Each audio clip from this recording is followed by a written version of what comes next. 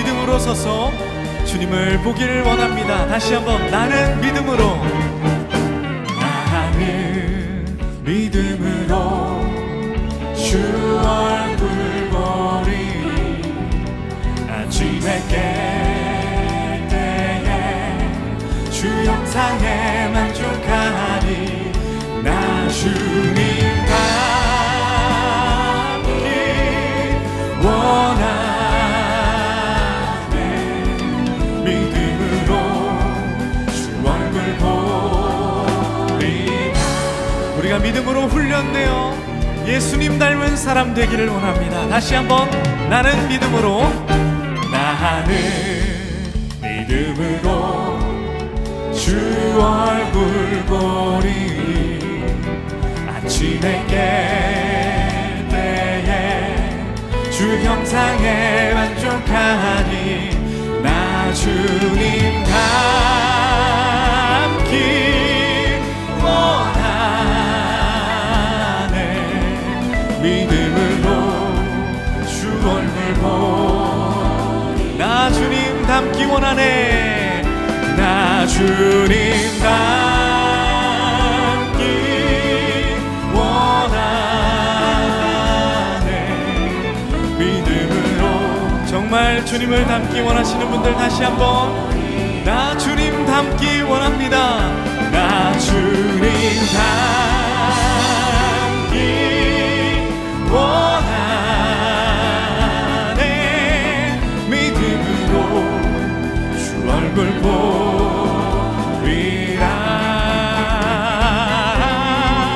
믿음으로 주 얼굴 보리라.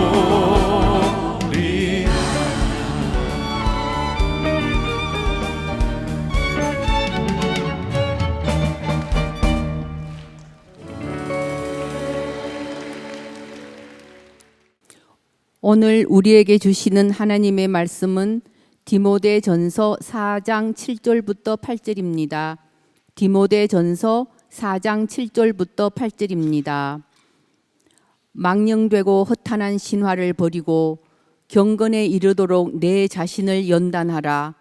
육체의 연단은 약간의 유익이 있으나 경건은 범사에 유익하니 금생과 내생에 약속이 있느니라. 이는 살아계신 하나님의 말씀입니다. 아멘. 말씀으로 들어가게 될 텐데, 2026년 시작하면서 우리 만나교회 주제가 믿음 위의 서인가요? 믿음 위의 서인가요? 그래요. 믿음 위의 서. 그리고 어떻게 우리들이 믿음 위에 stand firm, 설 것인가를 생각하면서 믿음으로 새롭게 우리의 믿음을 점검하고 있습니다. 오늘은 7개의 말씀 중에 이제 6번째 말씀입니다. 다음 주 말씀을 끝나고 나면 이제 변화산으로 이어지게 됩니다. 오늘 말씀의 제목은 믿음을 견고케 하는 훈련입니다. 여러분들이 딱 제목을 들어봐도 이 말씀이 우리들에게 필요한 것 같아요? 안 필요한 것 같아요? 이거 지난주에도 써먹었더니 잘 안 통하네. 필요한 것 같죠? 네. 필요한 말씀은 잘 들어야 돼요? 대충 들어도 돼요? 잘 들으셔야 돼요. 오늘 디모데전서 4장 7절부터 8절 말씀을 가지고 나눌 텐데, 오늘 이 말씀 가운데 2개의 단어가 중요해요. 경건이라고 하는 말과 그리고 내 자신을 연단하라는 말입니다. 이 연단하라고 하는 말은 헬라어에 짐나조라고 되어 있는데, 어디서 많이 들어본 단어죠. 짐나조. 짐, 운동하는 짐을 이야기할 때 짐나조라고 이야기합니다. 그러니까 우리들이 경건과 믿음에 이르는 훈련, 이것은 그냥 대충 되어지는 것이 아니라 아주 고강도의 훈련을 통해서 우리들의 삶의 방식을 바꾸는 일이다. 그러니까 오늘 여러분들이 말씀을 들으면서 어떤 각오를 하셔야 되냐면, 말씀을 듣고 난 다음에 우리들의 삶의 방식을, 믿음을 견고케 하기 위해서 우리들이 어떻게 살아갈 것인가, 이 결심까지 이어져야 오늘 말씀이 제 느낌에는, 제 생각에는 성공하는 것이다, 이런 생각을 합니다. 모든 운동에는 지속성이 필요하죠. 여러분들이 누구나 그런 경험이 있을 것 같아요. 내가 한번 근육을 키워보리라, 무슨 운동을 하리라 하고 이렇게 실패했던 경험들. 이제 얼마나 이제 과학적인 근거가 있는지는 모르지만, 특별히 근육 운동 같은 경우에는 72시간 동안 기억을 한다 그러잖아요. 그래서 72시간, 약 3일 정도 지나고 반복된 운동을 해줘야 근육이 됩니다. 그거 지나가면 말짱 꽝이에요. 예, 전문 용어죠. 말짱 꽝이에요. 그래서 운동도 우리들이 지속적으로 해야 이게 효과를 가지는데 영적인 운동도 마찬가지입니다. 경건에 이르는 훈련은 한두 번으로 되는 것이 아니라 지속성에 대한 문제이죠. 그러고 보니까 옛날 어른들이 이렇게 예배를 드릴 때 그런 표현을 썼잖아요. 수요일 날 예배를 3일 예배, 기억나세요? 그러고 보니까 주일 예배를 드리고 3일쯤 되면 우리들은 영적인 상태가 막 이렇게 흐물흐물해질 때 되면 3일 예배를 통해서 탁 붙잡고 그리고 주일까지 이렇게 가는 거예요. 참 옛날 어른들이 참 지혜롭게 신앙생활을 했구나라는 생각이 들기도 합니다. 사도 바울은 늘 그런 두려움이 있었어요. 하나님의 일을 하면서도 하나님 제가 버림을 받으면 어떡할까요? 여러분들, 우리들이 믿음 생활로 하나님이 우리를 불러주셨는데 우리의 믿음이 견고케 되어 흔들리지 않는 단계까지 가야지. 우리의 믿음이 흔들려서 쓰러진다면 우리들이 얼마나 불행한 사람일까. 저는 이 믿음을 이렇게 생각해요. 굉장히 추상적인 단어이지만 이 믿음이라고 하는 것은 우리들의 머릿속에 허상 혹은 추상적으로 머무르는 것이 아니라 실제 우리들의 삶 가운데서 일어나는 일이죠. 여기 있는 여러분들 가운데 자녀에 대한 그런 걱정을 하는 사람이 있는지 모르겠어요. 우리 자녀가 믿음으로 잘 자라고 믿음 안에서 커야 되는데, 이런 염려는 머릿속에서 누구나 할 수 있습니다. 그러나 여러분들에게 이런 질문을 던질 수 있을 것 같아요. 그럼 그 자녀의 믿음을 위해서 여러분들은 무엇을 하십니까? 9시 50분 예배에 또 우리 젊은 우리 이제 교인이 저에게 이제 와서 인사를 하면서, 목사님, 저 호치민에서 왔어요. 근데 이제 주재원으로 지금 나가 있는 거예요.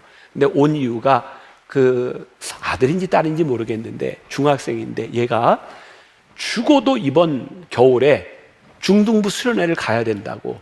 그래서 학교를 빠지고 그 중등부 수련회를 가려고 여기 온 거예요. 그래서 목사님 나왔습니다. 여러분 어떤 생각이 드세요? 애가 참 훌륭해요? 근데 애가 훌륭하게 신앙적으로 그 단계에 올라가기까지 그 엄마가 이 아이에게 어떤 신앙의 훈련을 시켰을까를 한번 생각해 보세요. 우리는 신앙생활을 하면서 이런 생각을 많이 하죠. 그래, 내 믿음이 자라기 위해서 내가 아침에 묵상하는 일, 기도하는 일, 이거 해야지. 근데 중요한 건 우리의 머릿속에서 그것을 해야지가 아니라 내가 묵상하기 위해서 내가 무엇을 하는가, 내가 기도 생활을 제대로 하기 위해서 내가 무엇을 하는가, 실제적인 우리들의 삶 가운데로 나아가지 않는다면 우리의 믿음은 어느 순간에 절망감에 빠져요. 우리들의 믿음이 절망감에 빠졌을 때 감정 중에 하나는 저는 외로움이라고 생각하거든요. 어느 날 내가 믿음 생활을 했는데 하나님이 나를 버리신 것 같아. 하나님과 내가 떨어져 있는 것 같아. 라는 외로움. 만일 오늘 예배를 드리는 여러분들 가운데 그런 외로움의 감정이 있다면 이런 질문을 한번 해보세요. 제가 이렇게 적어봤어요. 우리가 영적인 문제를 놓고 얼마나 자주 기도해 봤는가, 얼마나 자주 하나님과 교통하며 하나님의 음성을 듣기 위해서 노력해 보았는가. 우리가 신앙생활을 한다고 하면서 얼마나 우리들의 삶에서 예배가 어떤 비중을 가지고 있고 정기적인 예배를 하나님 앞에 드리기 위하여 우리들의 삶을 얼마나 조율해 보았는가. 실제 우리들의 삶의 문제 가운데 들어가 보면 우리의 신앙의 문제, 외로움, 절망감, 허무함이 왜 찾아왔는지를 우리들이 보게 돼요. 이런 이야기를 하는 분이 있을지 모르겠어요. 목사님, 저는요 그럴 시간이 없었어요. 제가 오늘 여러분들에게 굉장히 중요한 이야기를 하고 싶어요. 그럴 시간이 없으셨다고요? 이제 그럴 시간이 되었어요. 그럼 또 이렇게 얘기할지 몰라요. 목사님, 그건 아는데요, 그 훈련 말고 좀 한 번에 되는 거 없을까요? 우리들은 늘 믿음에서 그런 꿈을 꾸잖아요. 도깨비 방망이처럼 요술램프에 지니가 나와서 한 번에 팍 우리들의 삶을 해결해 주면 좋겠다. 근데 분명하게 말씀드려요. 우리들이 믿음을 새롭게 믿음으로 서는 데 있어서 도깨비 방망이와 요술램프 지니는 존재하지 않습니다. 우리가 어떻게 견고하게 우리의 믿음을 쌓아가느냐, 거기에 달려있는 거예요. 그래서 오늘 본문 말씀이 이렇게 이야기하잖아요. 망령되고 허탄한 신화를 버리고 신화 같은 얘기를 꿈꾸지 말아라. 너희들의 믿음이 연단되지 않으면 믿음이 자라지 않는다. 잘못된 믿음으로 실패하지 않기 위해서 우리들이 기억해야 되는 게 있다. 하나는 뭐냐면 나의 영적인 문제를 단순히 다른 사람의 기도나 판단에 의존하지 않도록 해야 되고, 두 번째는 기도하지만 지속적이지 못하고 한순간에 감정에 의존하지 않도록 해라. 제가 조금 설명할게요. 자, 먼저 성경 말씀을 한번 보겠습니다. 요한복음 1장 12절 같이 봅니다. 자, 시작. 영접하는 자, 곧 그 이름을 믿는 자들에게는 하나님의 자녀가 되는 권세를 주셨으니. 또 한 구절 봅니다. 갈라디아서 4장 7절 다 같이 시작. 그러므로 내가 이후로는 종이 아니요 아들이니 아들이면 하나님으로 말미암아 유업을 받을 자니라. 이건 제 얘기가 아니고 성경에서 말씀하시기를 여러분들을 하나님의 자녀가 되는 권세를 주셨고 이제 아들로 유업을 얻을 수 있는 그런 권리를 우리들에게 주셨다. 그런데 우리들이 이 권리를 쓰지 않으면 우리의 믿음이 견고해지지 못하는 거예요. 많은 신앙인들이요, 자꾸 이 믿음과 신앙을 누군가에게 의존하려고 해요. 특히 여러분들 가운데 목회자에게, 오늘 설교자에게, 담임 목사인 저에게 의존하려고 하는 성향들이 있어요. 어떻게? 목사님이 좀 말씀을 통해서 정확한 답을 좀 내려줬으면 좋겠어. 그리고 내가 예배를 마치고 세상에 가서 생활할 때 이렇게 살라고 하는 생활의 지침을 좀 내려줬으면 좋겠어. 여러분 한번 보세요. 제가 목회를 하는데 이렇게 내려올 때는 지금 어떤 경우죠? 중요한 얘기를 할 때예요. 지금 목회를 하는데 제가 쉽게 하는 방법이 있어요. 여러분들을 가스라이팅 하는 겁니다. 여러분 믿음은 이런 겁니다. 신앙은 이런 겁니다. 여러분들 이번 주에 나가서는 절대 그거 하지 말고 이렇게 사세요. 알겠어요? 아멘! 이러면 제가 너무 편한 거예요. 왜? 제 말을 잘 들으니까. 근데 우리의 믿음이 말이죠, 잘한다고 하는 증거는 여기에서 설교하는 목회자의 말을 잘 듣는 게 아니에요. 어떻게? 하나님과의 인격적인 관계, 내가 하나님과의 아들과의 관계가 돼서 내가 하나님께 내 신앙의 문제를 갖고 나아가야 우리의 신앙이 자라는 거야. 저에게 혹은 믿음의 선배들에게, 지난주에도 제가 그런 얘기 했잖아요. 저를 위해 중보기도 해주세요. 이게 믿음이 좋은 것 같지만 자기가 가져야 될 권리와 책임을 지지 않는 거예요. 저는 우리 기도 가운데 진짜 좋은 기도가 있다. 하나님, 저 좀 도와주세요. 하나님, 저 좀 도와주세요. 우리가 아들 된 권세를 가지고 하나님 앞에 나를 도와달라고 하는 이 기도가, 하나님 나를 붙들어 달라고 하는 기도가, 하나님과의 인격적인 관계 속에 들어가는 기도가 우리를 얼마나 단단하게 해주는지, 그리고 우리들이 하나님과의 관계 속에 들어갈 때 우리들이 더 이상 죄의 권세나 사람들에게 의지하는 것이 아니라 하나님과의 관계 속으로 들어갈 때 우리들에게 주시는 게 뭔지 아세요? 평안함이에요. 평안함. 우리의 믿음이 얼마나 견고한가는 우리들이 인생에서 만나는 문제 가운데 우리들이 얼마나 평안함을 누리느냐. 하나님, 저 도와주세요. 하나님, 제가 하나님 앞에 나아갑니다. 저를 붙잡아 주세요. 그때 우리들에게 주시는 평안함, 하나님과의 관계 속에서 벗어나 누군가의 기도를 받거나 의지하려는 것, 어떤 두려움 가운데 있는 것이 아니라 우리들에게 주시는 평안함 가운데로 우리의 믿음이 견고하게 자라나야 되는 거죠. 그리고 우리들이 감정에 의존한다고 하는 것은 어떤 것일까요? 믿음은 감정에서 끝나면 안 돼요. 믿음이 자라지 않아요. 분명히 감정에서부터 시작하고 있지만 이 감정이 검증되고 준비되고 훈련돼야 우리들의 믿음이 자라나게 돼요. 예를 들어 볼게요. 우리가 흔히 이렇게 집회나 이런 예배 가운데 기도회나 이런 데서 은혜를 받았다 그러면 이제 거기에서 사람들, 헌신하는 사람들 불러요. 혹시 여러분들 중에 앞으로 선교사가 되거나 목회자가 될 사람 앞으로 나오세요. 옛날에 나가봤던 분들 좀 있죠?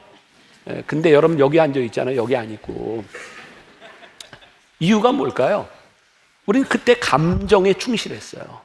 그러니까 여러분들이 지금 목회자가 안 되고 선교사가 안 된 게 잘못된 게 아니라 그때 우리들에게 주셨던 그 감정이 진짜인지를 검증하고 그 감정을 믿음으로 훈련시키고 연단시키지 않는다면 그건 그냥 감정에서 끝나버리는 거예요.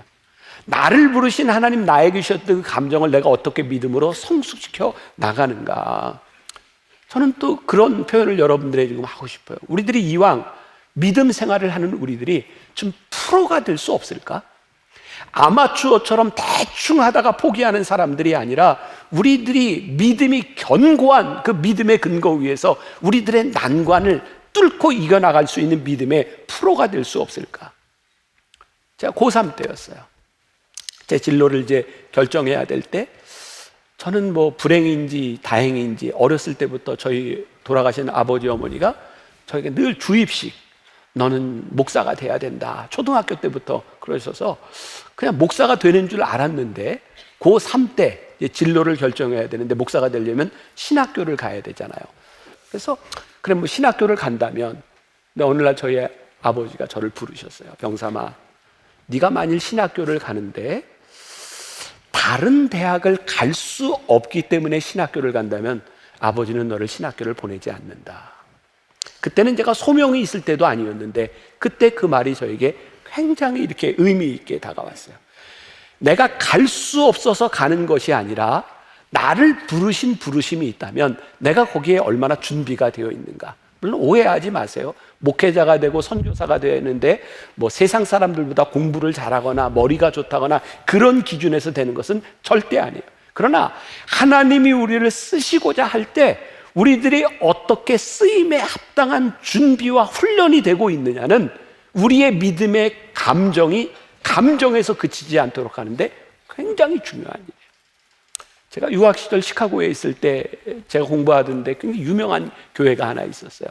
윌로우 크릭 교회라고. 그 당시 아주 센세이셔널한 그런 교회였습니다. 그 교회는 문화 사역을 아주 잘했고요. 마치 지금 우리 한국의 우리 교회를 보는 것 같아요. 예배 시간에 좋은 뮤지션들이 연주하고, 오늘도 M뮤직과 우리 M50이 얼마나 멋있었어요. 그죠? 멋있었어요. 뭐 음악 이렇게 잘하고. 근데 그 교회도 이제 교회가 유명하다 보니까 유명한 뮤지션들이 오는데, 한 번은 유명한 뮤지션이 특송을 준비를 하고 있는데 그 음악 디렉터가, 제가 책에서 읽은 거예요. 음악 디렉터가 보기에 좀 불성실한 것 같아요. 그래서 이렇게 얘기를 했답니다. 조금 성실하게 좀 준비를 해야 되지 않겠습니까? 그랬더니 그 뮤지션이 이렇게 대답을 했대요. 여기 교회잖아요. 그 얘기에 거룩한 분도 화가 난 거예요. 우리가 교회이기 때문에, 하나님께 예배하기 때문에 우리들이 더 성실하게 준비하고 우리들이 더 성실하게 하나님 앞에 쓰임받을 수 있도록 해야 되는 것이 아니겠는가. 우리가 잘 알고 있는 사도 바울이 사도행전 9장에 보면 다메섹에서 부활하신 예수님을 만나는 체험을 해요. 지금 아는 얘기 하는 거죠, 제가? 네, 부활하신 예수 다메섹 도상에서 만나고 빛 가운데 눈이 멀잖아요.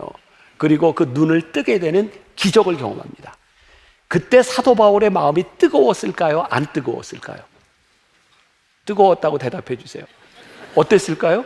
뜨거웠어요. 정말 부활하신 예수님을 만나고 장님이 됐던 눈이 떴으니 이게 얼마나 뜨거운 상태겠어요. 근데 참 신기하죠. 하나님이 뜨거운 사도 바울을 쓰지 않으셨어요. 그 뜨거웠던 사도 바울을 3년 동안 아라비아 사막에서 거기에서 훈련시키고 단련시키신 다음에 하나님이 사도 바울을 쓰시더라고요. 우리가 모세하면 호렙산에서 부른 그 모세, 소명받은 모세를 생각하지만 사실 모세에게 소명은 40년 전에 있었습니다. 우리 이것도 아는 이야기예요. 모세가요, 자기 민족이 그 어려움을 당하고 고통당하는 것을 바라보면서 그 싸우는 이집트 사람을 죽이잖아요. 그리고 그것 때문에 말하는 히브리 사람을 또 죽이고 그리고 도망가잖아요. 그때 사람을 죽일 정도로 민족을 구원해야 되겠다고 하는 불타는 마음을 가지고 있었던 모세를 하나님이 쓰시지 않았어요. 그리고 40년 동안 양치는 그 호렙산 외로운 그곳에서 하나님께서 모세를 부르시고 거기에서 훈련받았던 모세를 하나님이 쓰시는 것을 보게 돼요. 우리 교회 안에서 그런 현상들 많이 보잖아요. 뭐 BTD 영성훈련에 갔다 왔던 MDTS를 받았던 마음이 뜨거운 사람들이 이렇게 얘기하잖아요. 저 어디든지 저를 좀 써주세요. 저 뭔가를 할 수 있을 것 같아요. 대부분이 상처로 끝나요. 감정으로 시작했는데 훈련되지 않는 우리의 감정들은 상처로 끝날 때가 많이 있어요. 여러분, 우리가 이왕 하나님을 믿고 믿음 생활을 하는데 단단하게 단련된 준비된 그런 사람으로 우리들이 신앙생활을 해야 되지 않겠는가. 위대한 신앙인들의 고난과 훈련의 과정을 간과하지 말라는 거예요. 자, 그러면 이 훈련이 힘든 이유가 뭘까? 똑같은 훈련이 아니라 이 믿음 훈련이 더 어려운 이유가 있어요. 왜냐하면 믿음으로 훈련받는다고 하는 것은 우리들이 이전에 살던 삶의 방식을 새롭게 바꾼다는 거예요. 이게 모차르트의 그 일화죠. 모차르트가 사람들을 돈을 받고 음악을 가르칠 때 처음 음악을 하는 사람들은 수업료의 반을 받고, 그리고 다른 데서 배웠던 사람들은 배로 받았대요. 사람들이 왜 그렇게 하냐라고 물었더니 모차르트가 처음 배우는 사람은 가르치는 대로 배우지만 다른 데서 배운 사람들은 그 고치는 게 어려워서 2배를 받아야 된다. 동의하세요? 우리의 신앙이 이전에 살던 우리들의 삶에서 새로운 삶으로 바뀌어지는 것은 쉬운 일이 아니에요. 어제 토요일에는 제가 설교하는데 이 자리쯤에 제가 진짜 유일하게 정식으로 배운 운동이 스케이트거든요. 우리 스케이트 감독하던 손세웅 권사님이 여기 앉아 있었는데 제가 설교하다 옛날 생각이 또 났어요. 저 스케이트 배울 때 우리 교인 중에 유일하게 저한테 소리 지른 사람, 그 손세웅 권사. 제가 스케이트 타면요, 목사님 그 폼이 뭡니까? 옛날에 논바닥에서 타던 폼을 버리세요. 근데 제가 옛날 어렸을 때 우리 한 번쯤 해봤잖아요. 근데 스케이트 탈 때 그냥 이렇게 지치고 다녔잖아요. 근데 이제 쇼트트랙 이제 스케이트를 타는데 제일 중요한 게 이 다리가 넘어갈 때 코너를 넣을 때 이게 싹 안쪽으로 이렇게 들어가야 이게 멋있어요. 그런데 옛날에 타던들이 이게 벌어지는 거예요. 목사님 이렇게 이제 돌아가는 걸 이렇게 하라는데 그렇게 힘들었어요. 생각해 보세요. 여러분들의 믿음이 견고해지는데 여러분들이 살았던 삶의 방식이 바뀌어지지 않는다면 우리들의 믿음이 견고해질 수 있겠는가? 믿음은 추상적인 게 아니다. 지금 목사가 된 제 아들이 소명을 받고 목사가 되겠다고 했을 때 그 아이는 되게 행복했어요. 왜냐하면 아빠의 모습을 보면서 목사는 너무 좋은 거였어요. 얘는요, 어디를 가든지 여기 아무튼 이 분당 야탑 지역에 사는 한 우리는 돈 없이도 살아. 우리 교인들이 얼마나 많은지 몰라요. 식당에 가면 주문한 게 나오는 게 아니야. 늘 이렇게 특별 대우도 받고, 우리 애들은 이렇게 어른들하고 이런 모임이, 식사 모임이 있을 때 가족 같이 오세요. 그럼 너 엄마 아빠하고 갈래? 그러면 예스예요. 늘 엄마 아빠를 따라서. 왜? 가면 교인들이 용돈도 주고. 그러니까 얘 머릿속에는 이 목사 아들로 목사가 된다는 것에 대한 굉장히 이렇게 좋은 감정. 그러니까 저는 감사하게도 목회하면서 큰 어려움을 당해보지 않고 교인들 간의 갈등도 별로 경험하지 않고, 그러니까 제 좋은 모습을 본 거예요. 우리 아이가 이제 진로를 결정하고 신학대학원을 가야 될 그 시점에 우리 아들이 저에게 이렇게 물었어요. 아버지, 어떻게 하면 제가 좋은 목사가 될 수 있을까요? 제가 이렇게 말을 했어요. 아들아, 네가 좋은 목사가 되고 싶다면 무엇을 해야 되는지 한번 생각해봐라.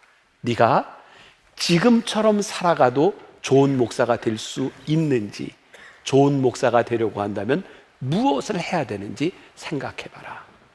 제가 목회자가 되겠다고 하는 제 아들에게 목회자의 길을 간다고 하는 것은 낭만이나 추상적인 것이 아니라는 것을 이야기해 주고 싶었어요. 그럼 불행하게도 요즘 이 시대를 살아가면서 목회자들이 다 그런 건 아니지만 세상에서나 좋은 평판을 받지 못하는 경우들이 많이 있잖아요. 그리고 여러분들도 좀 여러분들 마음속에 생각나는 그 사람은 목사 같지 않아, 그런 사람이 있죠. 아마 우리들이 그런 상처들도 있을 것 같아요. 저는 그런 생각을 해봤어요. 왜? 우리 목회자들이 다 하나님께 불리움을 받았다고 생각을 하고 목회를 하는데 왜 그렇게 좋지 않은 인상들을 주었을까? 물론 뭐 개인적인 관계도 있겠지만 저는 그런 생각을 하게 돼요. 그동안 많은 목회자들이 교회가 막 부흥하던 시절에 훈련받지 않은 목회자들이 많이 있었던 것 같아요. 어떤 거냐면 세상에서 일을 하다가 사업이 안 되거나 뭐 장사가 안 되거나 뭐가 안 되면 이런 표현을 많이 썼잖아요. 하나님 날 부르시나? 그래서 아무튼 사업에 실패하면 하나님이 부르셔. 이 말 오해하지 마세요. 진짜 하나님께서 우리의 길을 막으셔서 하나님이 우리를 부르시는 경우도 있습니다. 그러나 많은 사람들이 우리들이 훈련받거나 사명으로가 아니라 내 길이 막히는 것으로 인하여 그것이 사명자의 길이라고 생각했던 것들. 또 하나, 교회가 막 부흥하던 시절에 근데 그런 로망 같은 게 있었어요. 큰 교회 목사가 되면 야, 저렇게 많이 누리며 살 수 있구나 라고 생각하며 믿음이 아니라 허상을 쫓아 사역자가 된 경우들. 믿음으로 훈련받고 견고해지지 않은 모습들 가운데서 나오는 일들. 어쩌면 우리들이 그 후유증들을 우리들이 다 겪고 있는 세대죠. 지금 한국교회가 어려움을 당하고 있는 이 시기를 지나가면서 여러분들이 이 세상 안에서 믿음 생활을 하는 게 그렇게 쉽지 않아요. 저는 요즘 그런 생각을 합니다.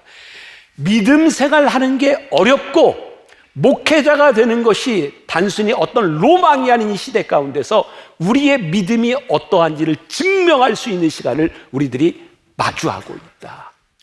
우리가 얼마나 훈련된 사람으로 이 시간들 우리들이 살아갈 수 있는가. 믿음은 감정이 아니라 감정에서 믿음이 출발하지만 감정에서 출발한 이 믿음이 훈련되게 될 때 우리들의 삶을 통해서 믿음의 견고함이 드러나는. 자, 야고보서 2장 21절부터 25절까지 말씀을 한번 봅시다. 차근차근 우리 같이 한번 읽어봅니다. 다 같이 시작. 우리 조상 아브라함이 그 아들 이삭을 제단에 바칠 때에 행함으로 의롭다 하심을 받은 것이 아니냐. 내가 보거니와 믿음이 그의 행함과 함께 일하고 행함으로 믿음이 온전하게 되었느니라. 이에 성경이 이른바 아브라함이 하나님을 믿으니 이것을 의로 여기셨다는 말씀이 이루어졌고 그는 하나님의 벗이라 칭함을 받았나니 이로 보건대 사람이 행함으로 의롭다 하심을 받고 믿음으로만은 아니니라. 이와 같이 기생 라합이 사자들을 접대하여 다른 길로 나가게 할 때에 행함으로 의롭다 하심을 받은 것이 아니냐. 저는 목회자들의 책임이 크다고 생각해요. 그동안 우리 교회에서 우리 교인들에게 믿음에 대한 이야기를 참 많이 했지만 이 믿음을 견고케 하는 훈련과 행함에 대한 이야기들을 참 잘하지 못했구나.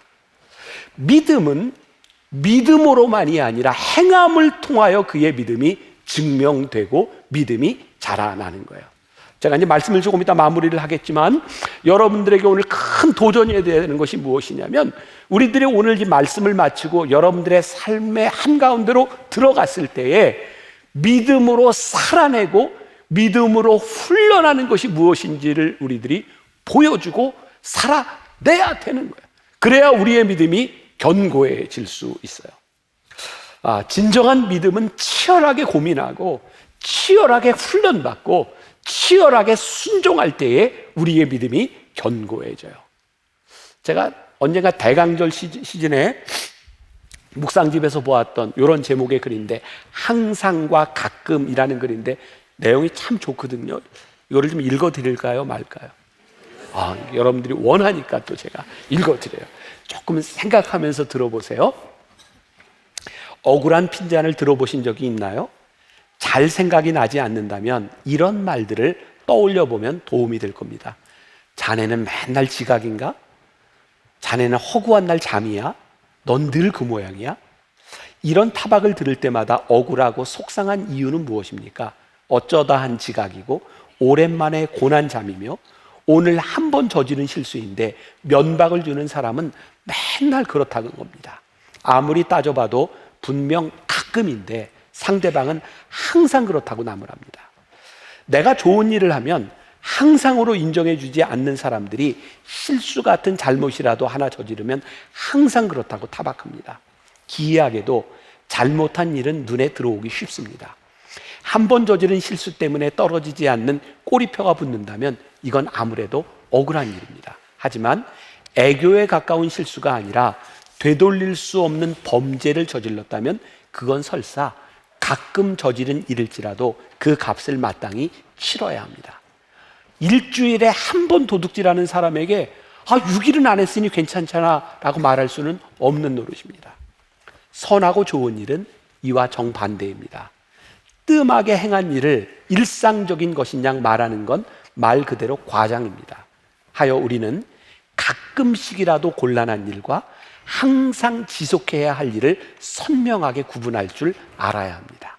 종종 기뻐하고 가끔 기도하며 특별한 일에 감사하는 우리에게 사도 바울은 항상 쉬지 말고 범사에 그리하라 명령합니다. 이것이 주님의 진정한 바람이라는 것입니다. 그도 그럴 것이 우리의 믿음이란 게 만일 어쩌다 가끔 주님을 믿는 것이라면 이 얼마나 우스운 일이겠습니까? 믿음이 뭐예요? 주님과 함께 항상 우리들이 살아가야 되는 것이라면 어떻게 우리들의 믿음을 훈련해야 될지가 명확하지 않겠는가? 말씀을 마무리합니다. 믿음을 업그레이드하기 위해서 우리들에게 이런 믿음이 필요하다. 경건에 이르기를 우리들이 연습해야 되는데 이 연습에 두 가지가 있다. 하나는 자유함과 단호함. 훈련을 자유함과 단호함의 두 가지 훈련이 필요하다. 갈라디아서 5장 1절에 보니까 그리스도께서 우리를 자유롭게 하려고 자유를 주셨으니 그러므로 굳건하게 서서 다시는 종의 멍에를 매지 말라.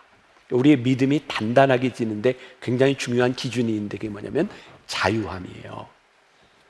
자, 제가 이 시리즈 처음 시작하면서 여러분들에게 한 이야기인데 이 말씀은 제가 몸이 많이 아팠던 때 묵상하고 이렇게 적었던 글이라는 얘기를 했어요. 제가 많이 아플 때였어요. 한 목사님이 저에게 이런 얘기를 합니다. 김 목사, 왜 아픈 줄 알아? 설교한 대로 안 살아서 그래. 김 목사 맨날 교인들한테 근심하지 말라고. 그러면서 왜 자기는 하나님한테 맡기지 못해? 제가 그 이야기를 듣고 내가 이 자유함에 대해서 생각을 했어요. 이때 제가 몸이 많이 아플 때 저는 진짜 목회를 열심히 했거든요. 저 나쁜 짓 한 사람 아니었어요. 너무 힘들고 아픈 거예요. 저에게 자유함이 없었어요. 믿음이 없는 게 아니에요. 어떤 믿음을 가지느냐에 대한 문제지. 설교. 주일은 왜 매주 돌아와요? 설교를 매주 해야 돼.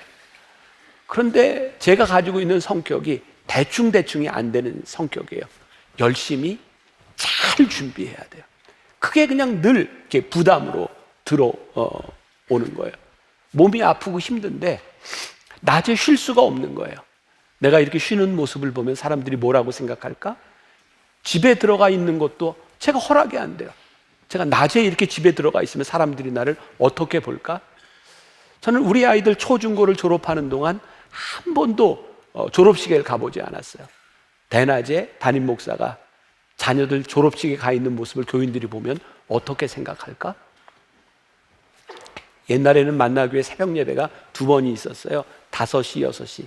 기억하시는 분 있나요? 제가 새벽 예배를 어떻게 나갔는지 아세요?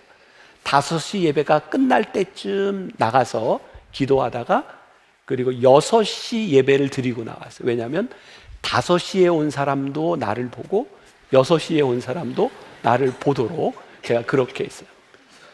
그러면 제가요, 사람들 앞에서, 하나님 앞에서 그 의식하는 삶을 산다고 하는 게 의식하지 않는 삶을 사는 사람보다는 훌륭할지 모르지만 제가 얼마나 곤고했겠습니까? 우리가 흔히 이것을 뭐라고 해요? 율법적이다. 무거운 짐을 지고 영적 생활로 빠져들어 가고 있는 거예요. 열심히 하는데 왜 그런 일이 일어날까요? 하나님과의 교제와 하나님과의 관계가 없는 열심은 점점 우리를 무거운 짐으로 인도해요. 다시 이야기합니다. 저는 나쁜 짓 하지 않았어요. 근데 우리의 믿음이 하나님 앞에서 서는 것이 빠져버리면, 우리들이 자유함을 잃어버리면 우리는 또다시 종의 몽해를 보고 무겁게 살아가는 거예요. 오늘 여러분들에게 이제 그런 질문을 또 드리고 싶어요. 우리의 믿음이 자라난다는 큰 증거 가운데 하나는 자유함인데, 여러분들은 신앙생활을 하면서 어떤 자유함을 가지고 살아가는가? 저는 이렇게 목회를 하면서 이렇게 나이가 들면서 저는 나이 듦에 대한 감사가 참 많이 있거든요. 너무 좋아요. 왜냐하면 저에게 많은 자유함들이 있기 때문에 그래요. 자, 그러면 이런 자유함들은 어떻게 찾아오는가? 그것은 단호함과 연결이 되어 있어요. 굉장히 상반되는 단어 같지만 이 자유함에 대한 훈련과 단호함에 대한 훈련은 같이 가는 것이라는 생각을 해요. 자, 이런 예를 들어볼게요. 여러분들이 무언가 신앙에서 결정해야 될 일들이 있는데 그 결정이 율법으로 인하여 가고 있다면 그건 굉장히 무거운 대로 가는데요. 우리들이 하나님 안에서 단호하게 하나님 안에서 내리는 결정들, 우리를 자유케 하셨는데 우리가 자유로 하는 결정들은 그게 우리를 무거운 대로 인도하는 게 아니라 승리의 쾌감으로 우리를 인도해 줍니다. 이게 똑같은 결정인데 똑같은 삶을 살아가고 있는데 하나님께서 우리들에게 주시는 자유함을 가지고 내리는 단호함은 우리를 다른 신앙의 세계로 인도해 주는 거예요. 이게 뭐 적절한 예가 될까요? 우리들 신앙생활 하는데 많은 장애가 되는 게 술이란 거 부인하지 않죠? 그건 안 돼요? 그건 끝까지 먹어야 돼요? 우리들 문화가 술 많이 먹어요. 진짜 뭐 그런 문화인 것 같아요. 저는 그런데 이렇게 같이 어울릴 기회가 없지만 저는 술이 악이라고 생각은 하지 않지만 술은 우리들의 삶을 하나님께로부터 떠나게 하는 많은 단서를 제공해 줍니다.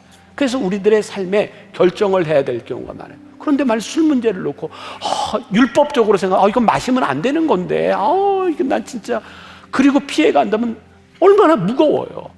그런데 우리들에게 모든 것이 가하나 모든 것이 유익한 것은 아니니 이건 하나님 앞에서 내가 단호하게 잘라야 될 문제야 라고 우리들의 삶을 단호하게 잘라낸다면 거기에는 자유함이 있어요. 그리고 승리의 쾌감이 있어요.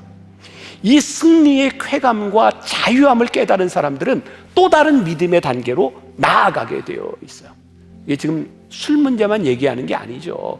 우리들의 삶에서 단호하게 결정해야 되는 그 단호함을 우리들이 어떻게 하나님과의 관계 속에서 자유함으로 우리들이 느끼며 살아갈 수 있는가? 오늘 여러분들에게 주는 도전이에요.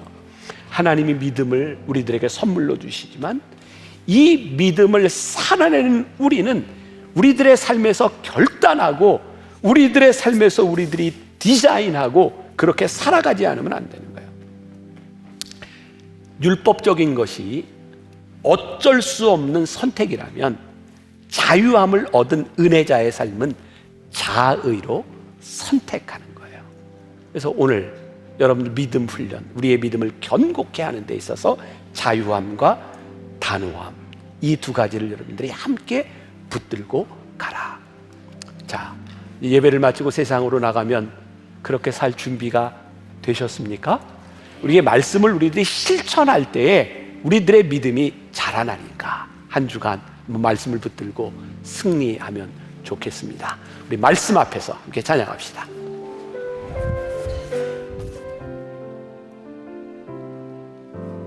말씀 앞에서 경외함으로 주께 홀로 섭니다. 생명의 말씀 읽고 순종해 주를 예배합니다. 기록된 말씀 힘이 있어서 진리로 우리 거룩해 하며 거룩한 말씀 세세 영원히 복음이 되어 말씀하시네.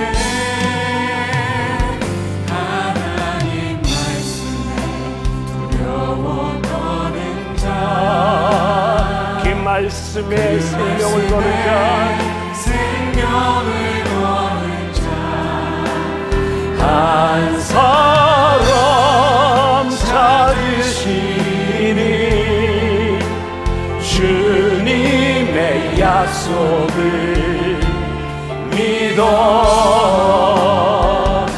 하나님 말씀에 운명을 거는 자 순종하며 주 따라가는 자 영원한 하나님 나라 이뤄갈 주의 교회여 이런 하나님 말씀에 두려워 떠는 자 그 말씀에 생명을 거는 자 하나님 우리가 말씀 앞에 순종하고 하나님의 말씀 앞에 담대하게 하나님의 말씀 앞에 운명을 거는 자로 살기를 원합니다. 하나님 말씀에 운명을 거는 자 순종하며 주 따라가는 자 영원한 하나님 나라 이뤄갈 주의 교회여